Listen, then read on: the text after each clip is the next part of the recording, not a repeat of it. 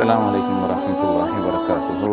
அன்புக்கினிய சகோதரர்களே, பெரியவர்களே, இஸ்லாமிய மார்க்கத்தில் பொதுவாக உங்களுக்கு தெரியும், ஹலால் ஹராம் என்கிற இரண்டு பகுதிகள் இருக்கிறது.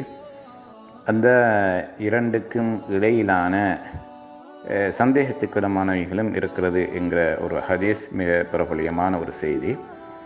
எனவே பொதுவாக முஸ்லிம்களுடைய வாழ்க்கையிலே ஹலால் என்பது மிக தூய்மையாக பேணப்பட்டு வருகிறது, பேணப்பட்டு வர வேண்டும் என்கிற அடிப்படையிலே அல்லாஹு தாலா ஹலாலை இன்னதென்றும் ஹராத்தை இன்னதென்றும் அல்லாஹு தாலா தெளிவுபடுத்தி இருக்கிறான்.